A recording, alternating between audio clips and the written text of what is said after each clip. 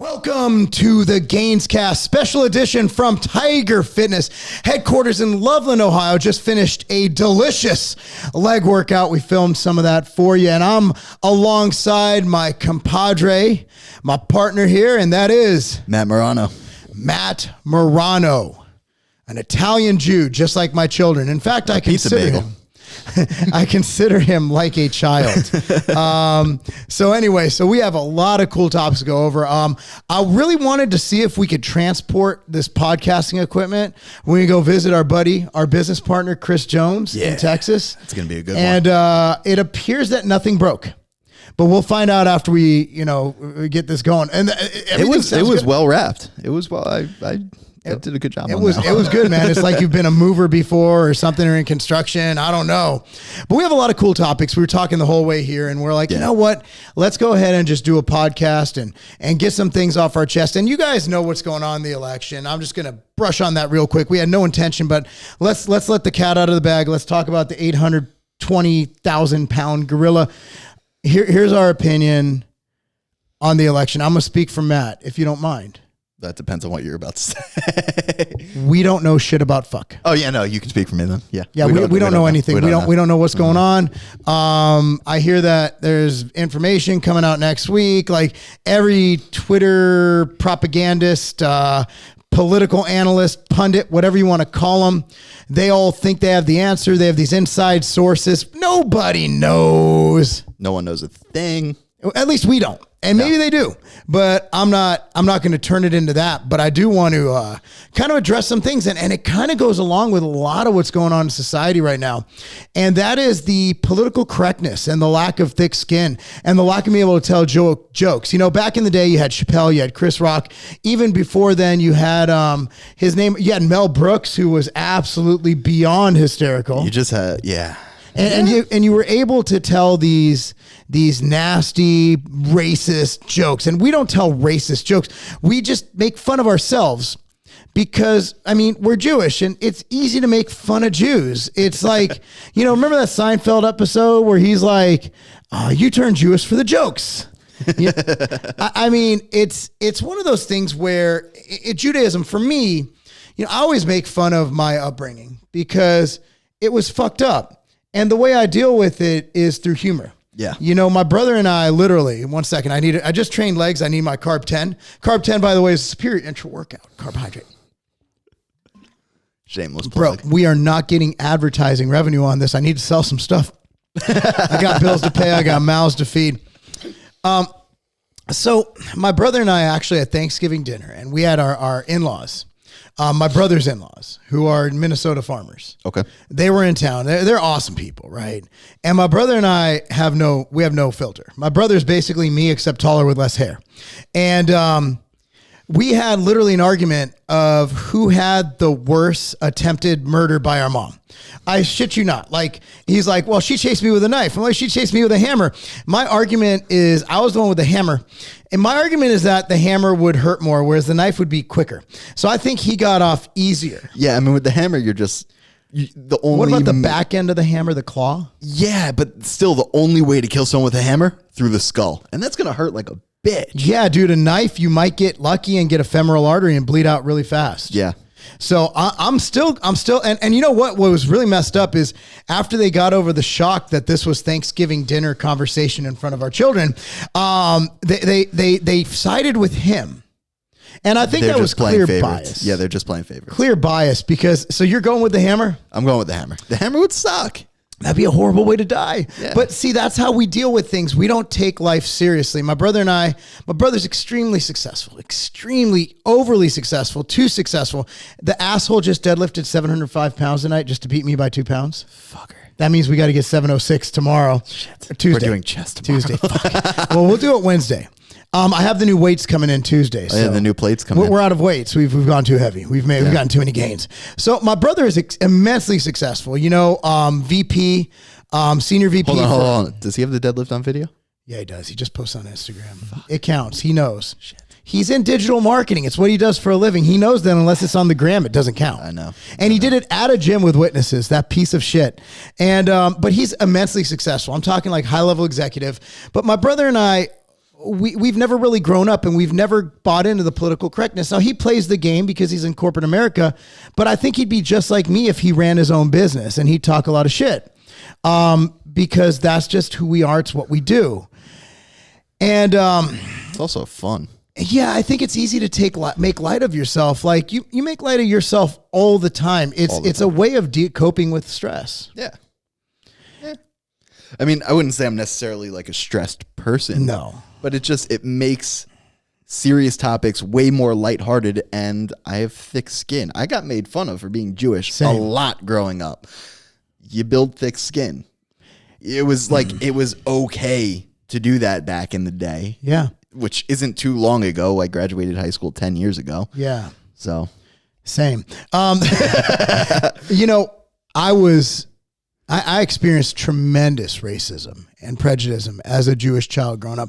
My parents moved me to a city because my mom had a drug problem. So my dad moved us to a city in California called California City. It's out past Lancaster. If you guys are familiar with Southern California, it's in the desert. And at the time, it was basically, people don't realize most of California is hicks. Like they're rednecks. They're absolute fucking rednecks. And this is where you could buy a house at the time for like 100 G's. You get a good house. Yeah. You get a good house. And even my dad, with his government salary could afford that. So we moved out there and that was the first time I truly experienced anti-Semitism. And my mom proudly displayed her Star of David around her neck. And I remember people calling us dirty Jews and kikes and all this shit. And I didn't understand it because I didn't understand why anybody would dislike somebody due to their religion. So to deal with that, it caused me tremendous grief. And it was real though. It wasn't like Matt and I talked shit about Jews. It was real. They really hated me because of my heritage. They were doing it with deep-seated hatred. Yeah, and it was funny because my black friends, people wouldn't touch them. I hung out with all black friends. All my friends were black at the time. And it's really funny because they wouldn't get made fun of for being black. Like there was no racism towards black people. It was weird. Yet I got a ton of stuff for being Jewish. It was just weird. And did your big Jewish nose just hit that mic? I saw that was my mouth. Oh, okay, cool. But so we have, I think I speak for myself and have you ever experienced? I mean, just a little bit of teasing growing up. Like, yeah, it wasn't anything like you were explaining to me in the car where craziness. And, but that's fine. And I got over it and I got along and it taught me to deal with things. And it wasn't good. If my kids ever did it, there'd be a huge problem. But if anybody ever did that to my kids, I'd want them to defend themselves and defend their heritage. I have no problem with that. I don't want them fighting people. I want them to tell us what's going on so we can handle it. Yeah. So back to the point. So I'm not going to name names, but let's say that someone related to me. I offended someone related to them because of a joke Matt and I made a couple episodes ago where we were talking about New York turning into the Holocaust phase of the lockdowns. And then rounding up Jews. And then Matt said, well, that's thing. And I said, well, there's too many of us anyway. Ha ha ha. End of talk. I think is Brandy on that. I think was Brandy. So Brandy's obviously anti-Semitic, and she did not participate in this joke whatsoever. No, Brandy ran the fuck away from it. She's like, oh, okay, you guys got that. Well, I'm not gonna. If two black guys are making black jokes, I'm not joining in. I'm not joining in. Like we actually had a conversation in one of our vitamin shops. Like, it's like white people be like, I don't know why, black people can say the N-word and I can't say it with them. Why do you want to? Like, I have no urge to say the N-word whatsoever. Never. It's not, and I will admit, when I'm singing alone in my car on the highway with no cars around me, and then DMX comes on and it goes, wanna lie, wanna try, wonder why, bitches wanna die. Sometimes I do let it slip. How dare you? But I'm alone in my car, and I always, even if I'm alone in my car, I look around and I make sure my phone's on airplane mode. I'm like, I'm going to sing it. But God heard you. So anyway, this relative of somebody I'm related to, and I have a family of like two. It's going to be really hard to figure out. They literally called my relative who I speak to, and were upset and irate and mad that I said that. And I'm like, bro, I'm Jewish. And if that offends you, this is not the podcast for you.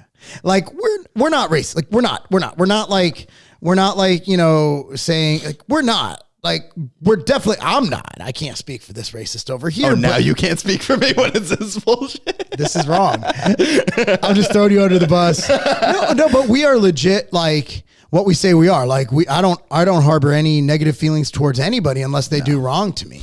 And it's just really funny how people are so sensitive to topics that, honestly, you know what? I understand how the Holocaust is a soft spot to older Jews. I understand that. But, you know, it's one of those things where sometimes humor is okay. And I understand how Holocaust is no laughing matter, but what are we going to do about it?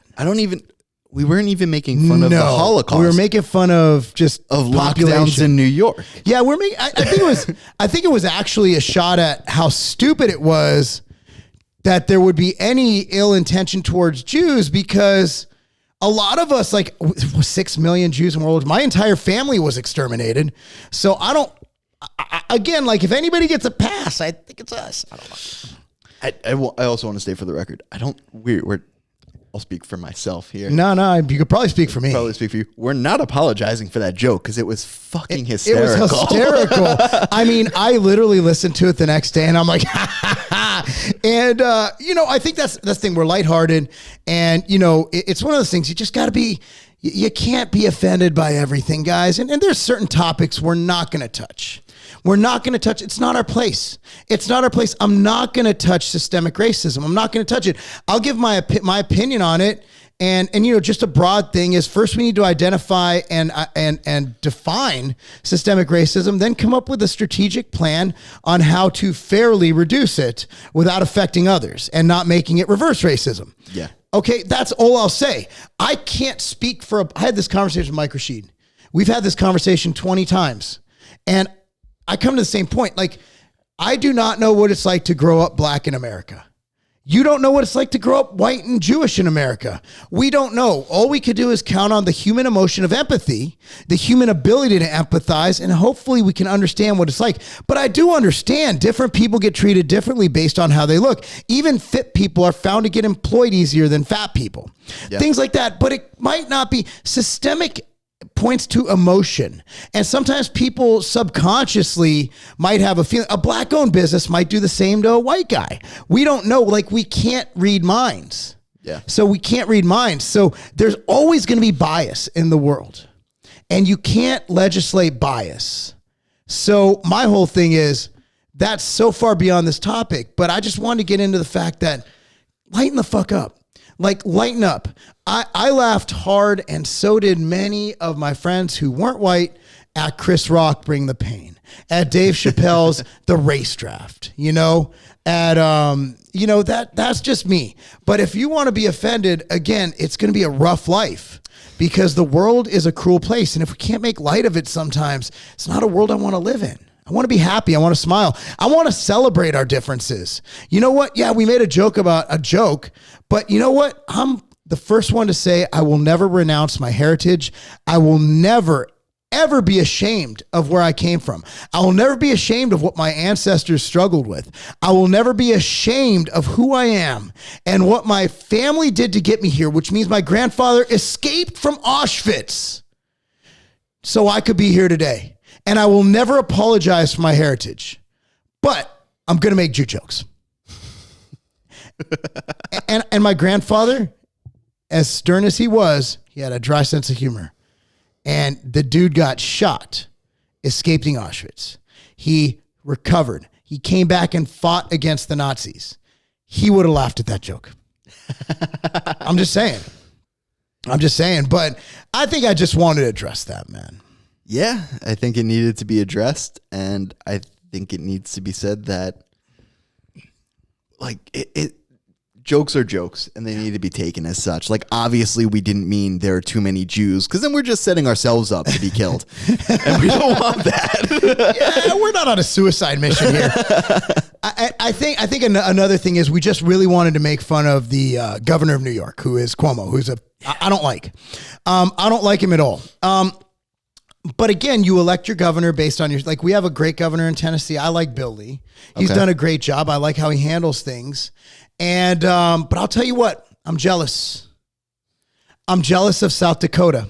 And if it wasn't for their shitty weather and just the fact that there's only 3 people there, I would be in South Dakota right now. They have the greatest governor in the history of the country. She's an attractive woman. Kristi Noem, Governor Noem. Now, this is a woman who hunts, who is a strict constructionist to the Constitution, who was the one governor in the country, and you guys know by now I'm against any form of lockdowns for the virus. The one governor to give a middle finger to the President of the United States and say, no, we're not locking down. We're not doing this 15-day bullshit. She does not mandate masks. She allowed the Sturgis bike rally. She will speak her mind. She will take on anybody. And she does it being, I'm sorry, I know I'm going to sound sexist, but holy shit, is that woman hot. I didn't know how hot she was, bro, till I'm watching when Trump did the rally at Mount Rushmore. Okay. And she came out in a sleeveless. She had the delts, right? She had delts and arms. And I was like, whoa. And then like, you know how some women, the Instagram models, they come out, you see them like in a video and they look nothing like their pictures. They're not hot. Yeah. She had a video, like an iPhone video. It wasn't professionally edited, of her hunting and shooting birds or something, whatever they do in South Dakota. And like, she's still hot, like minimal makeup, just hot. And then I saw her today. She was on like Fox or whatever those stupid news channels are. And her hair was done. And I'm like, gee whiz, conservative women are hot, bro. Like, I'm sorry. Like, you look at like the left with that Jennifer Rubin chick who wants all conservatives to die, and like the chicks from The View who just, and then you look at Noam and you look at Kayleigh McEnany, you look all these conservative chicks. Megyn Kelly. Oh God, don't get me. Megyn Kelly like I almost became a Republican when she was at Fox. Like when she was like big at Fox, dude. I remember watching her with Sean, and he's like, "Who's Megyn Kelly?" And I'm like, "Dude, watch, dude. She's so hot, man. You would lick Cheese Whiz out of her butt crack. That's how hot she is." He's like, "No, she isn't." She comes on. He's like, "She's hot." You know, it's like she's just super hot. She can cut her hair. I don't like the whole bob cut, the short hair.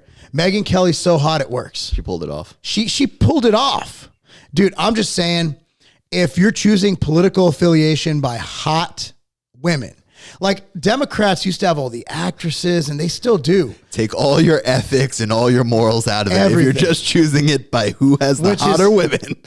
Which is where I'm going right now. I think our country is at a crossroads. We need to stop looking at things like choice, pro-life. We need to stop looking at things like gun control and wars. We need to start looking at who has the hotter women. Make America hot again. Dude, seriously. Like when I was learning about like politics, I remember conservative women, you had like Lauren Bush and you had like all these, like the Bush women, like they all looked like, they look like those like, they just look plain and just not hot. You know, and Nancy Reagan and like you're like, oh, Barbara Bush, like I'm trying to and like Hillary and like politics brought out ugly chicks. Now it just seems like the Republican strategy is males like me, pigs. I'm just playing. I don't vote based on attractiveness. I really like, and I want to bring this back to reality. The reason I like Governor Noem, beyond the reason why my little friend likes Governor, he's not that little, is that I really like the fact that she sticks to her guns. I really like the fact that she doesn't waver, and she's a strong leader, and I like that on both sides. You know, Gavin Newsom in California, I don't agree with anything he does, but he doesn't waver. Yeah. He believes in this global warming thing. He believes in locking people down. And it doesn't matter what happens. He sticks to it. I respect that more than I respect a wishy-washy like the governor of Ohio, DeWine. He's a piece of shit. He is a flip-flopping piece of shit. It's the consistency. I'm all about, look, we had this conversation in the gym today, and I'm Yeah. like, Matt, you might not like me after I say this. He's like, after all you say, really? You know, it's Like, this is it? So the one thing about BLM and Antifa, I don't like what they stand for, but I'll tell you why I respect them more than I respect Joe Biden, Donald Trump, and everybody. Basically, here's why, not everybody, but here's why I respect them. They're out on the streets protesting Biden. I thought all along this was a Democrat like fundraising arm. No, they just hate everyone. They want power to shift. They want a change. But they realize that the Democrats are like, look who got, what is it, like I think it was like 90% of the Wall Street donations went to Joe Biden. The military complex, like the Heritage Foundation, is excited. They're already promoting how wars are good on Twitter. Literally, they're doing this.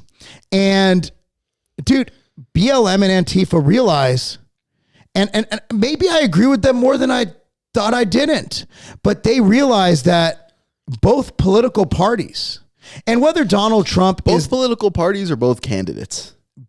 political parties. Okay. Because I think, I don't know where I stand with Trump. I don't. I still haven't figured the guy out. I don't know if I like him or I don't. But the one thing that people say is that the Republican establishment hates him because he's anti-establishment. He's anti-war. He's just doing what he can for the common person. I don't know whether to believe that or not, but I do believe that Biden, 47 years in office, and all the stuff coming in, Trump might be the same. I don't know enough. Biden has 47 years for me to look at. Trump has 3.5. Yeah. So 47 years, I could state without a shadow of a doubt, Joe Biden is a swamp creature. He is a member of that elite political squad. Donald Trump, I don't know. He might be. I don't know. I don't know. I mean, you can't really relate Donald Trump to the common man, though. With, coming from billions. Well, didn't he come from millions and then made it billions? He did. Regardless, he was very affluent. He's definitely not one of us. No. He's not one of us. He didn't grow up as one of us. He grew up with everything he wanted, silver spoon in his mouth. And before anyone says that, oh, we're flip-flopping on Trump now, we were supporters last week. No, we've said this shit before on and off camera. Yeah, dude, Trump is not one of us. Biden is not one of us. Biden paid everybody's like, well, Biden paid $3 million in taxes. We're like, oh my God, Trump's cheating on taxes. I'm like, how much did Biden make to pay $3 million in taxes? Yeah. You got to make like $20 million to pay $3 million in taxes. And that's having a shitty accountant. When was the last time we had like an everyman president, like a common man president? Have we? I don't know. I don't think so. No, they're all elite. Well, who's going to run for president? You have to have money. You have to sell out. You either have to have a money or financial or political background. I went off on my Instagram story yesterday and I was pretty adamant about, I'm going to run for Congress in 2022. And after this election, I will state emphatically, I'm never running for politics because I'm honestly, like, you guys might think I'm a jerk.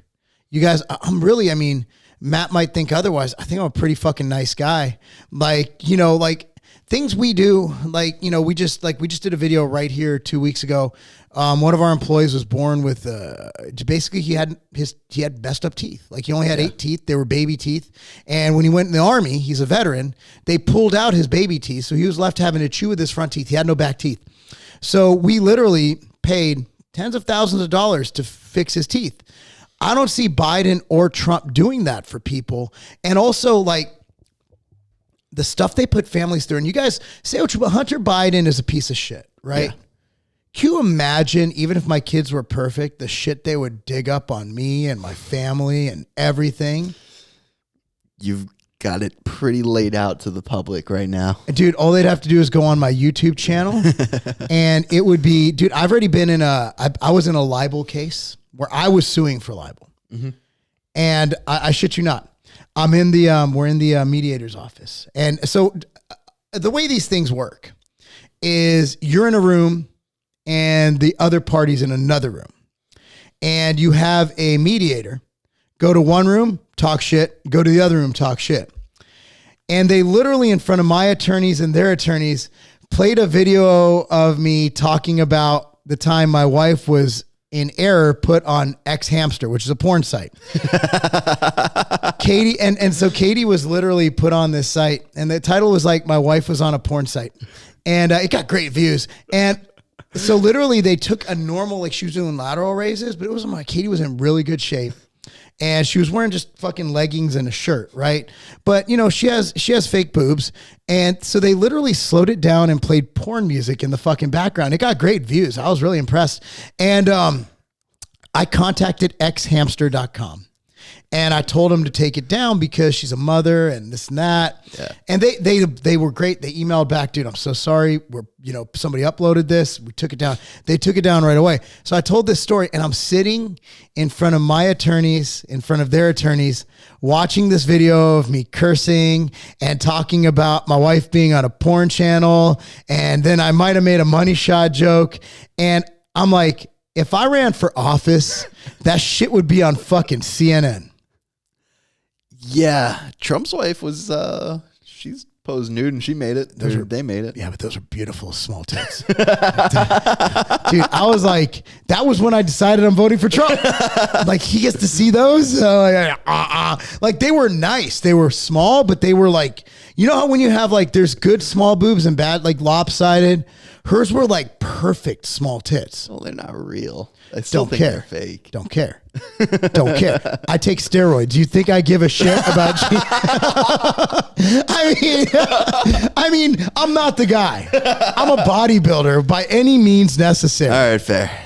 Oh man. So that's what's going on with my opinion on everything. But yeah, we'll see what happens. I mean, we'll talk about the election when there's something to talk about, but everybody's doing it. Like, we're driving here and I'm searching through YouTube for shit to listen to, Timcast and Rogue. Everybody's fucking talking about the election, and everybody's just like, at the end, they're like throwing out all these theories. Then at the end, and at the end of the day, no one knows. No one knows.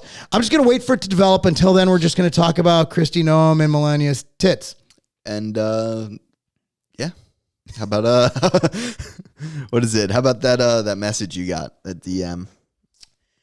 All right, now this is something I want to turn this a little bit serious. Yeah, dead serious. Like, we're not going to make any jokes. I promise. We'll try not to. I really don't think this requires jokes. Now, it was a dire message. I lost my job. I lost everything. What should I do? Should I just give up? And I'm reading this, and I only have one answer. Let's work harder. And that might sound really cliche. And he actually said, thank you for your advice. I expect him to say, that's all you got, asshole. That's how they usually do it. Oh, he responded? Oh, he responded. No. Yeah. Cool. So let me kind of clarify what I mean. I've been in really shitty situations in my life. When I was in high school, again, you guys know about the shit I went through, you know, as far as my mom and my dad. You know, my mom was in and out of rehab and things like that. My dad had health issues. I had to get out of college. I had to get out of high school, get out of my neighborhood, get out of the lifestyle I was living, and get into college. And there was only one thing I could do, and that was keep above a 3.2 GPA and find a sport that would get me admission and tuition to college. And I wasn't good enough at baseball, and I wasn't going to be able to train it out. I wasn't good enough. I didn't have the genetics or the talent nor the hours practiced. Football was one sport I knew that I could really crash hard, gain weight, get faster, and I had the mindset to run through people. And then they told me I was undersized, and I was. And I didn't care. I still had the stats to make up for the fact that my height and my weight were not right. I got my 40 as fast as I could. I got my stats. I led the league in pancake blocks. I won both defensive and offensive player of the year in the same year. And I got into college. And then I hurt my knee. Had to find another way. So I finished college early. I worked to the point where through college, I was in the emergency room 2 times from exhaustion. And I did this while powerlifting competitively, while being engaged to my current wife, while sending money to my parents when they needed it, by helping as much as I could. And that is why I am where I'm at today. It's not because my dad left me money like Donald Trump. It's not because I'm a certain skin color. It's not, and maybe that helped me. I don't know. Maybe I got the opportunities I did because I don't know. One thing I will guarantee you, if you work hard, you will be in a better place in life than if you don't work hard. There was a gardener. His name was Carmen Diosdado when I lived in Silmar, California. When I first moved into my house, he had one house he was working on. He had one truck. He did everything himself. By the time I moved out of that house in 2006, this is 2001, I bought that house. In 2006, he had multiple trucks, employees, and was doing most of our neighborhood and most of the neighborhoods in Silmar and San Fernando. That is the American dream. Carmen would be there from dusk to dawn. He'd be there from dawn to dusk. He would be there every second he could. He would have spotlights so he could work extra. That is the American dream. I don't care who's in office. I don't care if it's Joe Biden. I don't care if it's Donald Trump. I don't care if it's whoever. I don't care. This is the land of opportunity. He did this during different administrations. I did everything I did during Clinton, Bush, Obama, Trump. Both Bushes. Don't tell me that you can't work yourself out of a ditch. Don't tell me that you can't outwork your circumstances. Yeah. Johnny Cochran grew up in South Central, became one of the most prolific attorneys of all time, was known to sleep in his office, not because he had nowhere to sleep, but because he worked so hard. I think for a lot of people, it's an ego thing. They need to check themselves and just work. They need to be willing to work. I used to manage gyms when I knew that wasn't for me. I moved on, checked my ego, and I started working construction. Base level, was a helper, learned how to repair elevators while working. I didn't have to go to school for it. I didn't need an apprenticeship. It was on the job, learning to do this, doing the grunt work for a mechanic, and watching and learning. Yeah. And then getting promoted and being a mechanic myself. It's an ego thing. A lot of people think, oh, I was a general manager before. I lost my job. What am I going to do? I need to be back in management. I was like, fuck that. I'm going to go and I'm going to be a helper working in construction, which was never on my radar of things I wanted to do. No. In New York City, let alone with a fear of heights. I was like, fuck, I got rent to pay. I like to eat. Yeah. Let's make some money. That's beautiful. That's the American dream. That's what we can do in this country. You don't have a caste system. You have people of every color, every gender. We just talked about Kristi Noem in a very sexist way. It was probably wrong. But you have people of every color, every gender, every race, every religion, every background. You have people succeeding in America. And is it harder for some groups than other? Maybe. But is it possible? Is there a chance? Live your life to prove people wrong. If someone tells you there can never be a black person who does this, prove them wrong. Ben Carson became one of the greatest brain surgeons of all time. You don't have to settle. I was undersized in football. Why can't I be the greatest 5'8" fullback to ever live? And I hurt my knee. It didn't happen. But then I moved on to proving people wrong somewhere else. Mark, you're too out there. You're too eccentric to ever run a company. So I ran a company and I built it to tens of millions of dollars. Then I sold it. And then I was told, Mark, you do not have the skill set to ever take a company mainstream to the mass. The Outright Bar is the #1 bar at Vitamin Shoppe. It's going into Target. It's probably going into Walmart end of 2021. We're there where we need to be. We're in Hy-Vee. We're in Giant Eagle. We just got HEB last week. Large 240 grocery stores in Texas. We're in Harris Teeter. You guys want to know what that's from? It's because people told me I couldn't do it. They said I wasn't good enough. They said I wasn't smart enough. They said I didn't have certain attributes. And I don't. I'm not the smartest guy in the room. I'm never the smartest guy in the room. So what do? I surround myself with people better than me. Matt's better than me at countless amount of things. Trey's better than me. Lacey's better than me. My partner Chad's better than me. My wife's better than me. I know they're better than me. But I'm going to be the best damn partner I can be. And I'm going to work my ass off to get better. And I'm going to work my ass off to make you better. You know, I told my daughter this. She was playing on the state team. She was a freshman. Wasn't getting much playing time. She was like, Dad, I'm not contributing to the team. I said, that's bullshit, Cammie. She goes, what do you mean? Are you at practice? Yeah. Is there anybody in the league who trains as hard as you do? No. So they have to go up against you in practice, right? Yeah.